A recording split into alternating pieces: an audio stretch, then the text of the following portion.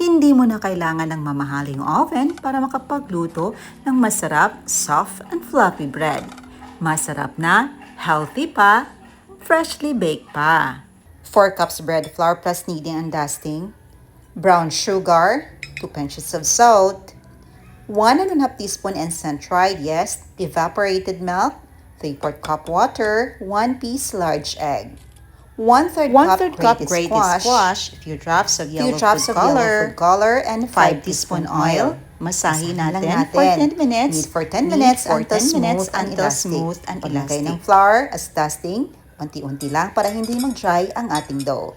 At kapag naging ganito na, mag-add tayo ng oil para hindi mag-dry ito while pinuproof natin for 50 minutes until double in size. Punch in the center to remove air and acid. Masahin ng konti para mawala ang acid nito. Form the dough into a ring shape. Pagkatapos, ating ikat into desired sizes. Nasa sa inyo din yung kung gaano kalaking dough or bread ang gusto nyo. Sa akin, nakat ko ito into 14 pieces. But for business, dapat timbangin nyo para sakto talaga ang costing natin. Pagkatapos nating makat, i-form natin lahat into a ball. Uulitin lang natin hanggang sa matapos. Nakagawa tayo ng mga 14 pieces. Palamanan natin ito ng Eden cheese. Sakto din na 14 pieces ang nakat natin.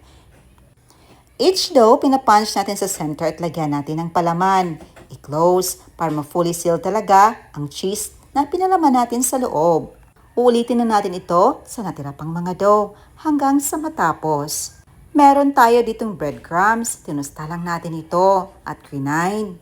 I-coat natin dito ang ating mga buns. Pagkatapos i-rest for 20 minutes para alsa naman ito, and after 20 minutes, ready na para i-bake. Nagpipreheat muna tayo ng ating improvised oven. Yes po, sa kawali lang natin lulutuin. No oven po ang ating gagawin at paisa-isa natin nilagay ang ating mga buns. 5 lang ang kasya dito. Takpan natin ito at i-bake sa low heat for 8 minutes. After 8 minutes, balik rin naman natin para maluto naman yung other side dito. Medyo mainit-init. But kaya ko naman ang init dito, matuloy lang sa kamay natin kasi sanay na tayo. Sa puntong itong bango na talaga, freshly baked na tinapay. Ang sarap ng iparis sa kape. Ito na after 8 minutes na naluto natin sa kabilang side. Ready to serve ng ating freshly baked na tinapay. Excited na tayong tikman ito. Ang ganda ng pagka-bake. Perfect ang pagkaluto. Napaka-soft, napaka-fluffy, at napaka-cheesy. Ang dali lang magluto ng tinapay kahit walang oven.